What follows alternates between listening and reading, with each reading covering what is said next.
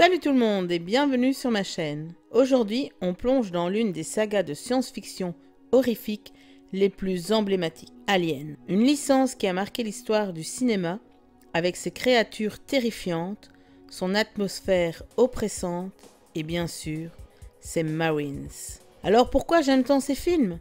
Eh bien on va le découvrir ensemble avec un petit tour d'horizon de chaque film. Et je finirai en vous expliquant pourquoi Aliens, le second volet de la saga, est mon préféré.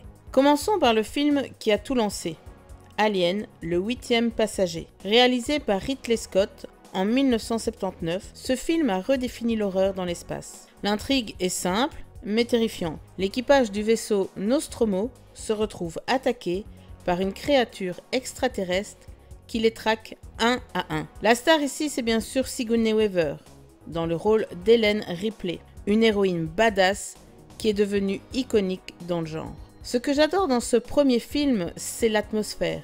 Tout est fait pour nous plonger dans une tension insoutenable, de la claustrophobie du vaisseau à l'incertitude sur ce que l'alien est capable de faire. C'est de l'horreur à l'état pur, du suspense qui monte crescendo jusqu'à l'affrontement final entre Ripley et le xénomorphe. Et maintenant, passons à Aliens, réalisé par James Cameron en 1986. Pour beaucoup, c'est le film qui a solidifié la place de la saga dans l'univers du cinéma. Contrairement au premier, qui était un film d'horreur pur, Aliens prend une autre direction. On est toujours dans l'horreur, mais cette fois c'est mélangé à un film d'action militaire. Et c'est ce mélange explosif qui fait que ce film est mon préféré de la saga. L'histoire? Très simple. Ripley revient, mais cette fois elle est accompagnée d'une équipe de Marines, coloniaux, pour enquêter sur une colonie humaine qui a mystérieusement coupé tout contact. Ce qu'ils vont découvrir est bien pire qu'un seul alien. C'est une véritable armée de xénomorphes, et même leur reine. Pourquoi j'adore ce film? Tout d'abord les Marines. Ils apportent une dynamique incroyable au film. Chacun a une personnalité bien marquée, et les interactions entre eux sont juste géniales. Il y a Michael Biehn, dans le rôle du sergent X, qui est calme et réfléchi. Le genre de leader qu'on adore. Bill Paxton, en Hudson, le soldat nerveux et un peu casse-cou, qui nous offre quelques répliques mémorables. Game over, man, game over! Et bien sûr, on ne peut pas oublier Lance Henriksen, dans le rôle de l'androïde Bishop, qui joue un rôle essentiel dans le film, apportant une réflexion sur l'humanité, même au milieu de tout ce chaos. Ce qui rend Aliens encore plus intéressant, c'est la relation entre Ripley et Newt, une petite fille survivante de la colonie. On voit Ripley prendre une nouvelle dimension en tant que protectrice, et cette relation mère-fille improvisée donne une vraie profondeur émotionnelle à l'histoire. Après le succès d'Aliens, le troisième film, Alien 3, tout simplement, réalisé par David Fincher en 1992, a pris une direction très différente. Ce film est sombre, brut, et retourne à un style plus proche du premier, avec une ambiance oppressante dans une prison spatiale. Ripley se retrouve seul, une fois de plus, sans ses camarades Marines, et doit faire face à un nouveau xénomorphe dans un environnement encore plus désespéré. Personnellement, Alien 3 a ses qualités, mais il est beaucoup plus controversé parmi les fans, surtout après l'intensité d'Aliens. La mort de certains personnages clés du second film dès le début a d'ailleurs beaucoup frustré les fans, moi y compris. Ensuite, on arrive à Alien, la résurrection, en 1997, réalisé par Jean-Pierre Jeunet.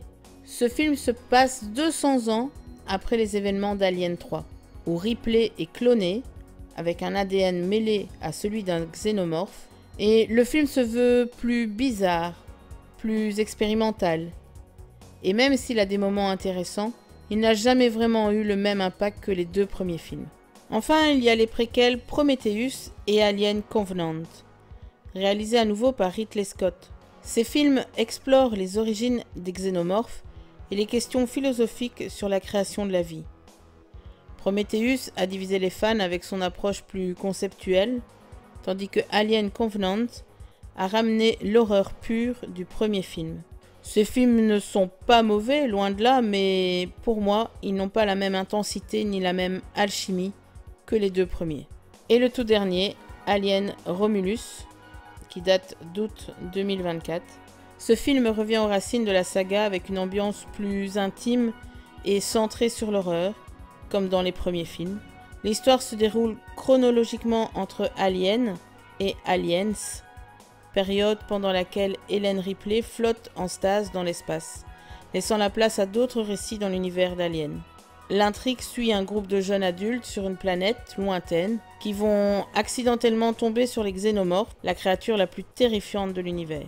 Le film reprend un ton claustrophobe et oppressant du premier Alien, où l'on suit ces personnages novices livrés à eux-mêmes dans un environnement inconnu et mortel. Ils devront faire face à une créature qui les traque sans relâche. Alors au final, si je devais choisir, comme je l'ai déjà dit, mon préféré de toute la saga, c'est bien sûr Aliens. C'est l'équilibre parfait entre l'horreur et l'action, avec des personnages attachants et une tension qui ne retombe jamais. Sigourney Weaver brille encore plus en tant que Ripley, devenue une véritable icône féministe et héroïne de cinéma.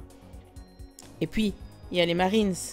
Avec leur personnalité si distincte, on s'attache à eux rapidement, ce qui rend les scènes d'action et d'horreur encore plus intenses.